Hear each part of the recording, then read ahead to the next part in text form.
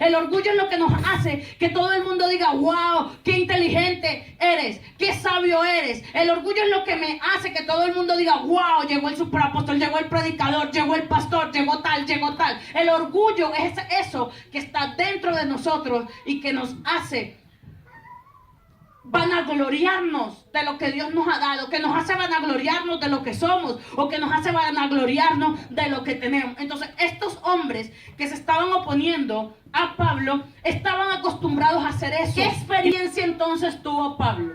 No solamente fue que llegó al tercer cielo, sino que lo sobrenatural de la experiencia es que no se quedó allá, sino que Dios lo mandó de vuelta. Muchos nos volveríamos orgullosos y saldríamos corriendo a contar y a compartir en las redes sociales para volvernos famosos. Pero Pablo no lo hizo así. Pablo simplemente se dedicó a seguir predicando la verdad y dejar que los hechos mismos de la vida de él hablaran y testificaran quién en verdad era él. Pablo no tenía que decir, yo soy un predicador, yo soy un pastor, yo soy un apóstol, yo soy un adorador. Pablo empezó solamente a seguir predicando la palabra y a dejar que los hechos, que los frutos, que las obras hablaran y demostraran a la gente en verdad si era Dios quien lo había llamado. Amén. El orgullo nos lleva siempre a querer exaltarnos. El orgullo es aquello que nos hace ser racistas, a creernos más que el indio, a creernos más que el negro o a creernos más que el blanco. El orgullo es lo que nos hace muchas veces ser déspotas, ser humillantes. Y cuando Dios llama a alguien, Dios quiere despojarlo de todo orgullo. Usted puede decir, hermano, esa predica es para usted, o si no, reúna a los servidores y a los adoradores y déles esa palabra. Usted sabe que Dios también le llamó a usted para algo. Amén, gloria a Dios. Y en esta mañana, Dios le está diciendo que como Pablo, Él tiene que trabajar en nosotros para hacernos despojar de todo orgullo.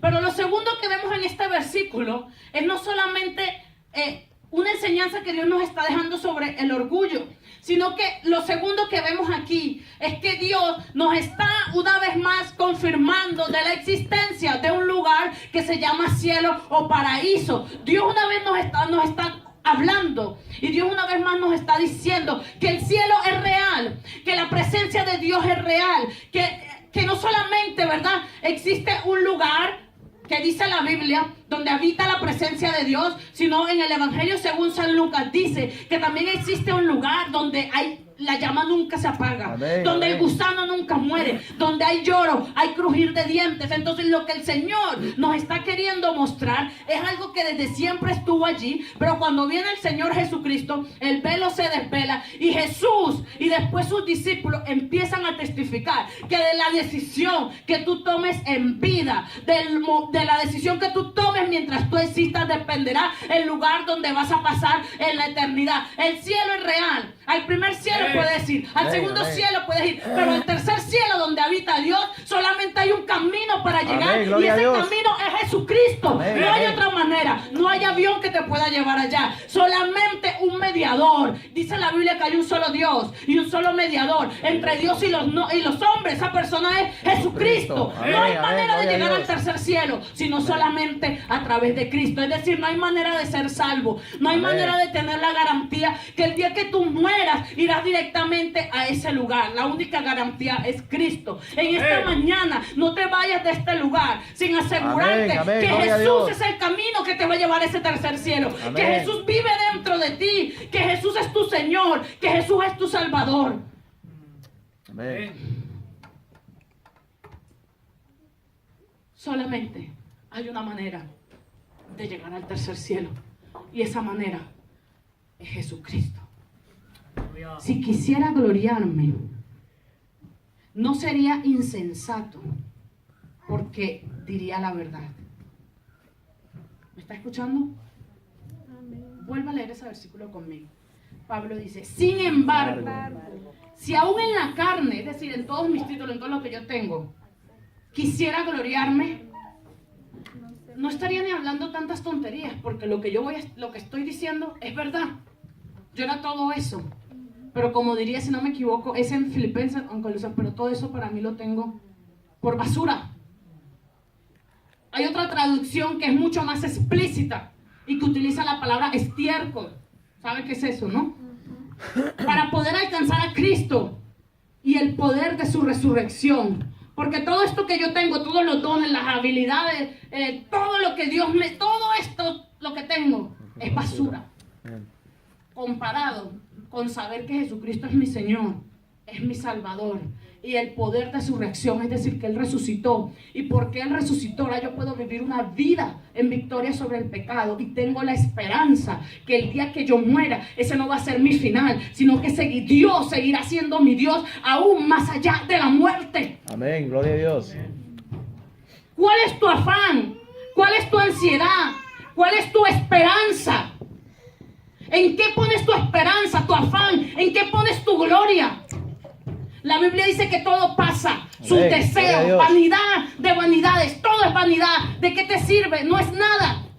Hay un salmo que dice, somos como sombras que se mueven de un lado para otro y trabajamos sin saber quién va a disfrutar o a gastar las riquezas que un día acumulamos. Entonces, Dios, mientras estoy en la tierra, ¿dónde pongo mi esperanza? ¿De qué me sirve todo eso? Mi esperanza está en Cristo. Amén. Mi esperanza está en Dios, porque un día todo esto pasará. Y como lo comprobaron los romanos cuando han ido a abrir las tumbas, pero los egipcios, cuando han ido a abrir las tumbas, cuando se fueron, no se pudieron llevar nada con ellos. Ahí están los huesos secos de los egipcios en las momias, y ahí también están las monedas de oro, las coronas, hasta con carruajes los enterraban, es decir, con carros. Imagínense que fueran a enterrar a alguien y le depositaran ahí, ¿cómo es? El carro que les costó 20,000, 10,000 libras, todo lo enterraban, así enterraban a los egipcios, porque pensaban que cuando morían, iban a irse con todo eso para allá, y esa tumba nunca la abrían más. Y el que estaba vivo pensaba, se fue, y se fue con todo. Ya miles de años después, los científicos, ahora nosotros, nos damos cuenta y decimos, oh, nada se llevó. Ahí quedaron todas las riquezas, ahí quedaron los huesos secos, pero el espíritu de esa persona, ¿dónde está? Dice el versículo número 7. Y para que la grandeza de las revelaciones de Dios no me exaltase desmedidamente, me fue dado un aguijón en la carne, en mi carne, un mensajero de Satanás que me abofetea para que no me enaltezca en sobremanera. Respecto a lo cual, 3 veces le he rogado al Señor que lo quite de mí, y me ha dicho, puede leer ese versículo conmigo, bástate mi gracia. Una vez más. Bástate mi gracia. Porque mi poder se perfecciona en la debilidad. Por lo tanto, de buena gana me gloriaré más bien en mis debilidades, para que repose sobre mí el poder de Cristo. Es interesante que solamente 14 años después, Pablo viene a revelar el secreto, porque a pesar de estas experiencias que él había tenido, él se había mantenido humilde. ¿Cómo hace uno? ¿Cómo hace uno para haber ido al tercer cielo, bajar, haber visto la gloria de Dios y bajar y permanecer humilde y no creerse más que nadie? ¿Cómo hace uno para después de haber recibido dones, después de haber recibido talentos de Dios, después de que Dios te haya levantado, te haya puesto en alto en algo, o después que Dios te haya traído a este país y te haya bendecido con un buen trabajo, con una buena casa, con una buena familia? ¿Cómo hace uno después de haber tenido esas experiencias? ¿O cómo hace uno después de ser tan bendecido y aún así permanecer humilde? ¿Me entiende lo que le quiero decir? ¿Cómo hace alguien para haber tenido tantas visiones, a ser un hombre tan importante y al mismo tiempo seguir permaneciendo humilde? Porque dice la Biblia que por 14 años se guardó todo esto para él. ¿Cómo hace uno? Hay alguien afuera, el manager del edificio. ¿Cómo hace uno para mantenerse humilde?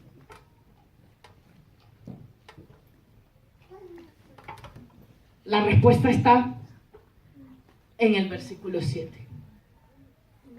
Y para que la grandeza de las revelaciones de Dios, es decir, para que la grandeza del don, para que la grandeza del talento, para la grandeza del llamado, para que la grandeza del ministerio, para que la grandeza de la bendición de Dios no me exaltase desmedidamente y no permitiera que me llenara de orgullo, me fue dado ¿un qué?